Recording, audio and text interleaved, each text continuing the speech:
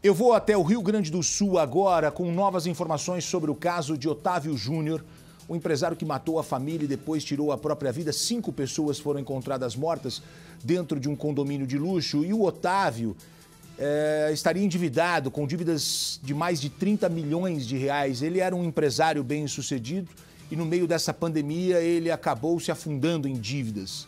Otávio, um homem de 44 anos, que matou a esposa, Lisandra, o filho Enzo, de 14 anos, a sogra e a própria mãe. Depois ele se matou. A família foi sepultada hoje. Mas o que leva uma pessoa a cometer um crime desses? Nós conversamos com um psiquiatra que analisou esta chacina. Mas este médico também falou sobre um outro caso bem parecido que aconteceu aqui no Brasil há pouco mais de 10 anos.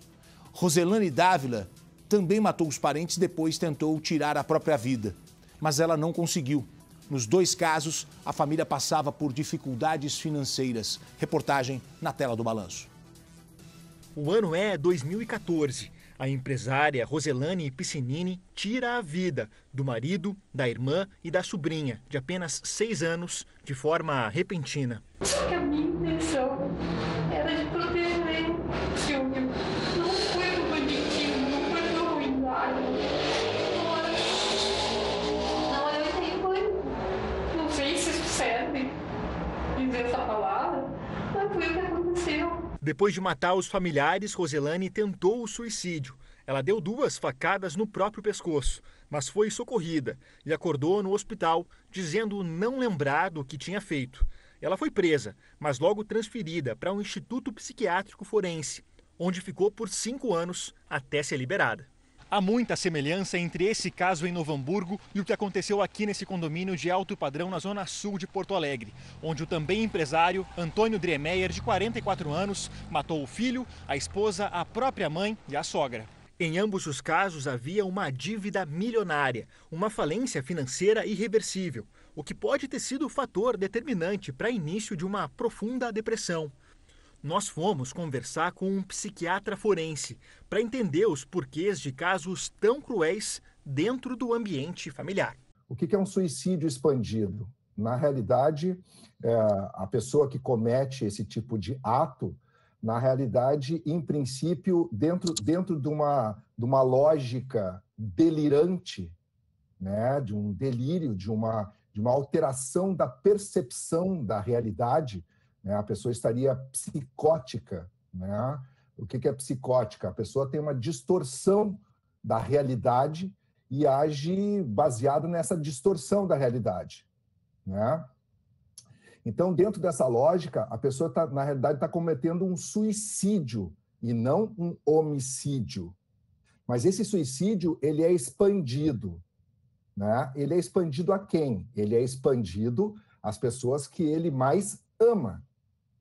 Então, na realidade, quando a gente pensa assim, né, é um ato cruel. Na cabeça da pessoa, não é um ato cruel.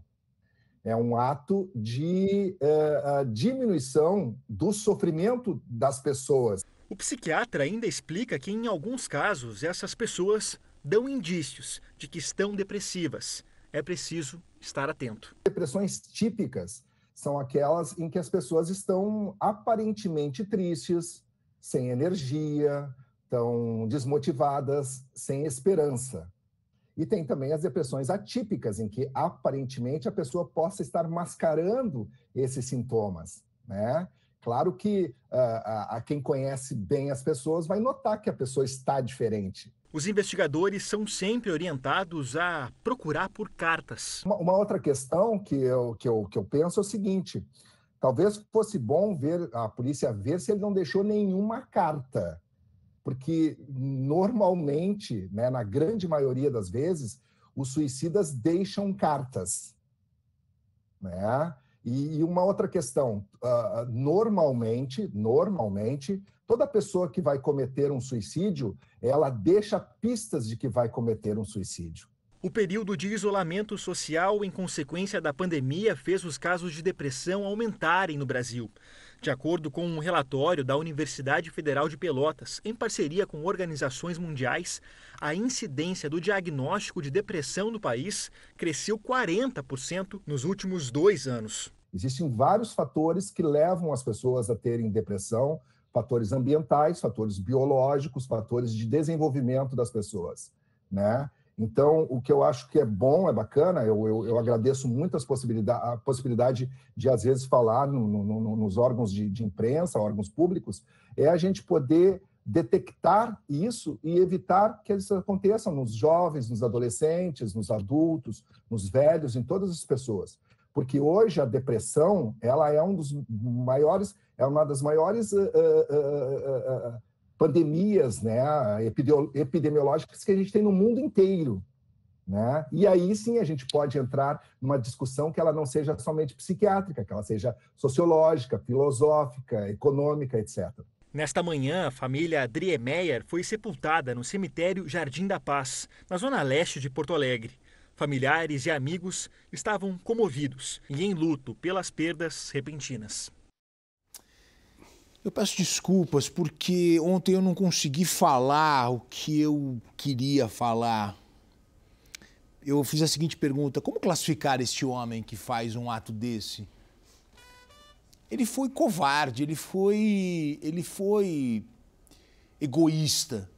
Ele está endividado, mas ele matou a sogra, ele matou a mãe, ele matou um garotinho que tem uma vida pela frente, meu.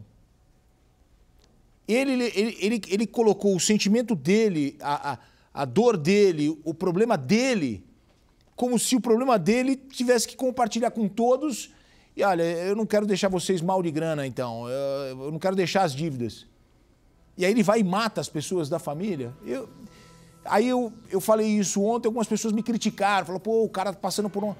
Mas você não pode tomar uma decisão pela vida do outro. Cada um tem a sua vida. A vida ela é individual, ela é do ser humano e ela remete somente a cada pessoa. Você não pode tomar uma decisão sobre a minha vida, se eu vou viver ou se eu vou morrer. Eu que sou um cara que acredito, eu acho que Deus é que sabe de tudo. Aí com ele, tudo bem. Mas ele resolve entrar no quarto, matar o filho, a esposa, a mãe, a sogra. Mas você vê que o médico o médico tem uma frase que ele fala o seguinte: ele vinha depressivo, porque o suicida rápido, o que ele faz? Ele deixa um bilhete, esse não deixou nada. E ele vinha depressivo. E a depressão tomou conta. E não deu depressivo, a gente sabe disso, né? Todo mundo acha que é frescura. E é uma doença muito séria. E aí, na cabeça dele, ele disse o seguinte: olha, eu não vou querer que minha família enfrente outras dificuldades como eu estou enfrentando. E ele botou e matou todo mundo com um tiro de calibre 12. O fato dele estar doente não dá o direito a ele de carregar as outras pessoas com ele para uma cova. Não fecha na minha cabeça. E vai continuar não fechando. Os meus sentimentos, Claro, o cara estava doente, tem que entender, mas o que ele fez a partir daí, ele carregando um garoto de 14 anos, o menino tinha pedido pro pai fazer um quartinho para ele poder jogar videogame e levar os amigos para poder brincar em casa. Esse menino, ele tinha que ser carregado com o pai nessa? Claro que não. E filho único, né? Até porque esse pai, pela grana que ele tem na cabeça dele uma visão de vida de uma estrutura muito grande, de carro, casa, viagem. Amigo, quebrou, recomeça. E vai morar numa kitnet. E não vai mais andar de carro zero. Vai andar a pé, vai andar de ônibus, recomeça a vida. Não, eu não posso, eu não aceito isso, é uma vergonha muito grande. Eu vou matar todo mundo da minha família e me matar. Desculpe, mas eu não vou me furtar aqui, eu vou dar a minha opinião. Para mim, ele comete... Ele estava doente? Ok. Mas ele tinha que cuidar, ele se cuidar. O que ele não pode é carregar com ele a família toda. É um desrespeito, uma dor muito grande. A sogra está num luto, a sogra perdeu o marido de muitos anos há poucos dias. E ele vai e mata a sogra. Mas o que acontece é que ele se fechou, né? Então ele não deu oportunidade para nenhuma outra pessoa, além da família, jogá-lo para cima. É isso. Olha aí a foto do casal, ó. Fora que ele escondeu isso de muita gente. Muitas pessoas não sabiam desse problema de dívidas que ele tinha.